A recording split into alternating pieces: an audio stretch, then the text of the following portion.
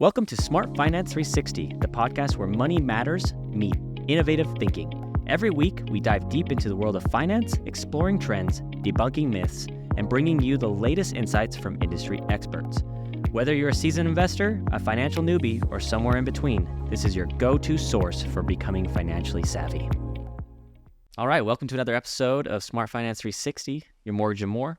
We have a business owner, Carter Campbell. Carter has done a really good job of helping his employees be financially savvy. He's helped them not only save a lot of money, but become, successful as well. So we're going to go over kind of the strategies of how he's done that for his team. Now, yes, he does pay them salaries. He does help them if they are a salesman. He helps them grow their business, get more sales. But another part that I think that's unique about him is that he helps people become financially savvy. So Carter, real quick, give us a rundown what you've done. How long have you been doing this for your employees? How did that happen? What idea did you have? Like, hey, I want to, go an extra mile, not only pay my employees, but help them with the money that they're paid. How did that all come in fruition for you? Yeah, so one of the things that I've noticed about sales is we make a lot of money. A lot of people do really well. Make a lot, spend a lot sometimes. The same people that make a lot of money are really good at spending money, sometimes even more than they make. And so yes, one of the things that when I bring people on or when I teach, when I have an employee, I want to make an impact in their life. So I want to teach them how to make money, but I also want to teach them how to save money and what to do with that money when they save money. So a huge factor for me, and I think to make a lasting impact, is to not only teach people how to make money, but to actually do something with it and to actually be able to step away someday and be able to retire or be able to give something to their family and have, generations that can survive off of that, or at least be able to just do what you want when you are done working. Yeah, it's great. So what are some long-term goals specifically that you help them with kind of their journey on saving their money? Yeah, so one of the things that, once you start figuring out like, hey, I've got this process, I have either a salary or I've got these clients and I'm starting to make money, right? And you start to generate a lot of income. Yes. Instead of going out and spending it, you have to make sure that you're making adjustments in your life and that you are able to save it. My number one principle that I have learned from people much smarter than me is that you have to save 20%. So you save 20%, that's the goal. Whatever you can do to make sure that you're saving 20%, that should be able to get you to retirement. So that's your baseline. So you have to save 20%. Now, people that are more advanced and, you get to higher levels, you can save more than 20%. The ultimate goal would be to live off of 20%, right? That you're only spending 20% of your money to live off of. Yeah. But I think the starting baseline is that we got to figure out how we're going to save you 20%. So the first thing and foremost is here's your baseline, save 20%. Eventually we're going to, flip the script, and then that 20% can be what you live off of. And it's basically conditioning them to teach them how to save money. How do you evaluate do you have kind of a game plan for them to see kind of their spending? What tools do you use to help them kind of analyze just their habits? Yeah, so there's a few different tools out there. There's like budgeting software and whatnot. There's so many different things that you can utilize. A couple of the things that I've had my employees do in the past is either there's a Quicken budgeting software or Mint, something that can get into like that you can upload like your credit cards or your whatever you're using to use your expenses, so you can upload it there so you can just see where your money's going, right? A lot of the time we swipe and we don't know how much we spent or what subscriptions we have, whatever it is. People forget about that. And so I think a lot of it's getting the awareness and getting one of those accounts, so a Quicken or a Mint or they have different ones too. There's other ones out there. I don't know all of them, but yeah, it's cool too, because a lot of times, and I have credit cards with different companies, but most of the credit card companies have that at the year-end report as well that they can go over. I would highly suggest downloading the year-end report. It tells you, it itemizes almost everything of where you spent. Yeah. it's really cool some of the technology that they have on that. So on top of Mint that you've said, but you could literally go in if, let's say you have Discover, for example, you could literally check the Discover year-end reports and it'll itemize everything in there to show you what you spent. And sometimes it's kind of like, oh, I spent that much on Chick-fil-A? Yeah. Come on, Kyle. Yeah. Are you kidding me? Like stuff like that you can kind of see and evaluate. So that's cool. So you go over that, they save 20% minimum. You kind of go over their spending habits. Yeah. And then do you hit, certain goals for them to help them kind of structure out, hey, lay off the Chipotle or what? Yeah. What's the... So 20% is the minimum. Now you have to reverse engineer, how am I going to save that 20%? So if you're not saving 20%, you've got to figure out how you're going to do that. So a lot of it's awareness, so you get into your software, whether it's Quicken or Mint, and you say, hey, I'm spending this much on dining out. I'm spending this much on different subscriptions. Or Amazon, you can spend so much money on there and they make it so easy. So easy. Like it's crazy how much people spend online that they just aren't even aware about. It's so quick. It's so easy. Yeah. I mean, I even see at the end of the month, I'm like, oh, what was I doing? It was just because I had something at the top of my head I needed to buy real quick. I know I needed it real quick. Went as fast as I could, checked out. I probably should have waited and shopped a little more to see if I could save a little bit, maybe, but it compiles the stuff that you purchase. So yeah. So basically self-awareness is huge on that piece. Self-awareness is probably, one of the biggest steps, and just figuring out, you just got to figure out where your money is going, right? If you're not saving it, where is it going? And now you look at, okay, I'm spending this much here, this much here, this much here. What do I want to spend? Now, then you also set that goal that you say, hey, I'm going to save 20%. So what is 20% of your income? Let's say $90,000 a year. What's 20% of that? You have that number that you need to hit. Mm-hmm. Okay, so that's your goal right there. 20%. We're going to put that much in the budget to save the 20%. Now we're going to look line by line on where our money is going and what it's going into. So if you're spending $2,000 a month on Amazon or whatever it is, with $500 a month on Amazon or, different, whatever you're buying, right? Nordstrom, all those different places. You got to figure out where it's going and you got to make those cuts. So now you start putting together categories. I'm going to spend this much on clothing. I'm going to spend this much on, my car payment. I'm going to spend this much on my utilities. I'm going to spend this much on all of your different expenses. So you got to really get dialed in on what your expenses are. So whether it's car insurance, car loans, credit cards, all your minimum payments, you got to have that all dialed in, or you're going to just keep falling more and more behind. So that first step is getting the awareness, and it's kind of a brutal process, right? It definitely is something I say sometimes it's a shock, right? You don't really understand. I had a shock the other day on subscriptions. I didn't realize that, Netflix, Amazon, you got, now we got Peacock for the freaking playoffs, right? You won one game I have to subscribe to Peacock. Know what Peacock knows we're doing? I'm going to subscribe real quick to get that free month so I can watch the game. And then I forget. You can't cancel there's it. Another $12 a month, but it compiles up. It's stuff like that. So awareness is huge. So yeah, you figure out where you're spending your money, right? And now you have to get disciplined.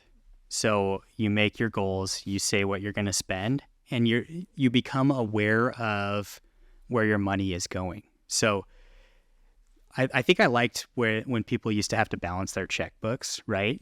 Where you would write down, hey, this check is going here, and you balance it out every single month. I like budgeting like that, hey, I know where every single dollar is going and what it's going towards. I love that we're forced to do that in our businesses, right? We're forced to do that, whether it be we have a bookkeeper or we have to do it ourselves when we're doing our taxes, right? I think a lot of people, if they treated even just W-2 people, if they treated their jobs afterwards, their spending money as if it's a business, I think if they did that and itemized everything and treated it like it was a business, they would be surprised of how easily they could reach that 20%. Yeah, exactly. Ratio and saving. And a lot of it's just that having that reality check with, okay, I'm spending way too much money on useless things or things that I don't need. So you got to change the behavior. So after you change the behavior there and the disciplines there, what's kind of the next step for your people? So yeah, you get your budget all dialed in, what you want to spend, and then you have to have the accountability. So you have to do it every single month, and you're going to, whether it's you send it to somebody, whether you send it to your financial advisor or somebody who you work with, you need to have some type of accountability that you are, you're just responding to somebody. You're giving somebody that information. Just by doing that will probably change your behaviors alone. It's always great to have an accountability partner or have to turn it in. Yeah. You just have to do it. That's why in college it was good to have a deadline for your paper. Like this date, you got to turn this in. This project, you got to do it this time. I think it's good to do that as well on that piece because then you can really just dive in and actually do it. For sure. And that's one thing that so my people that have worked with me that have really thrived at that, I've offered to be that person that they can send me their budget and I can help them with that. Yeah, tell me some of the stories you have. You have some amazing stories of your employees just crushing. So some people that have, that have taken that step and they have that accountability. There was one of my first employees, when they first joined me, they had about $4,000 in the bank, right? And they were like super excited. They're like, oh man, I'm doing super savings. Great. I have savings, right? Freshly married, and they're feeling really good. Fast forward 4 years, because of the budgeting, because of the principle and saving the 20%, they ended up saving more than 20% because they were focused on that. Mm-hmm. That same person has $400,000 in 4 years. Crazy. Just by focusing and just by having a conscious effort and making sure that they were putting that money away. Now they have $400,000, and that's something to say, hey, I feel really good. Discipline too. So they have that discipline now. They can go out and probably be very disciplined in how to invest in that money as well. Yeah. Whether it be real estate or other ventures.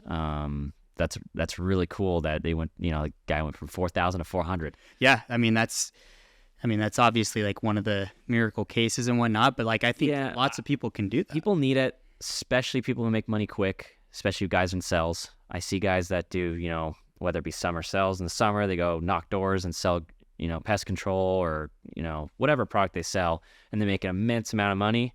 And then they come home and they buy the Porsche or they buy the Range Rover and all the nice stuff, and they don't budget at all. And it's interesting to see that, oh, cool, you made $400,000 in a 6-month span.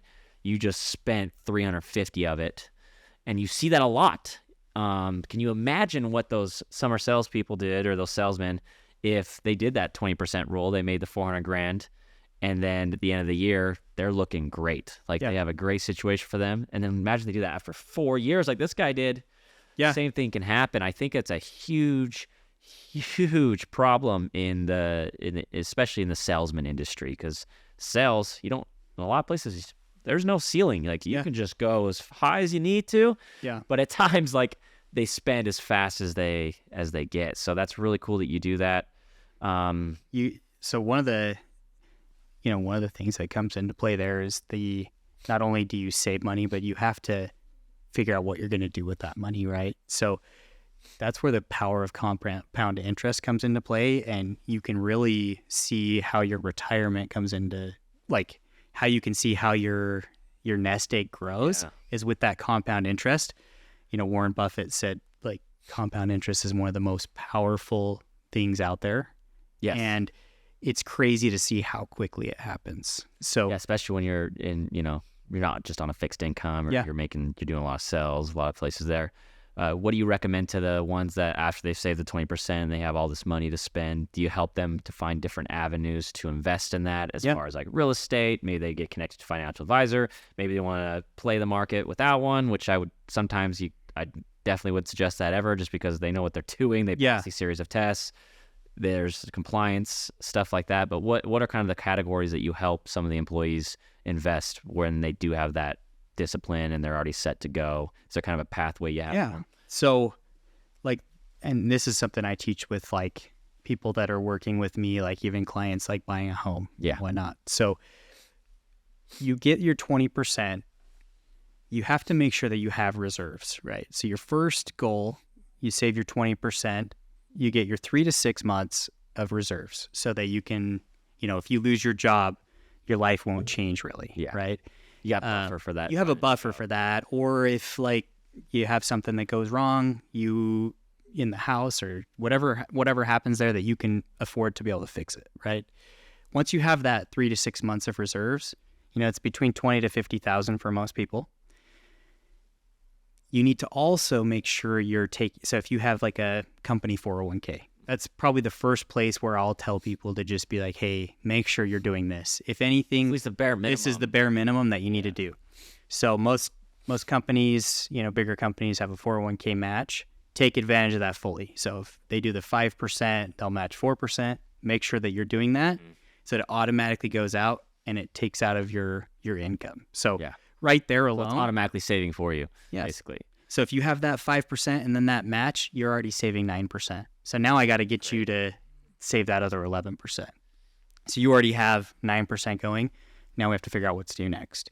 So once you have your 401k maxed out or whatever you're doing there on your employer match, and you have your reserves, you can go into the stock market, right? Mm-hmm. Stock market is not for everybody. I'm not a financial advisor.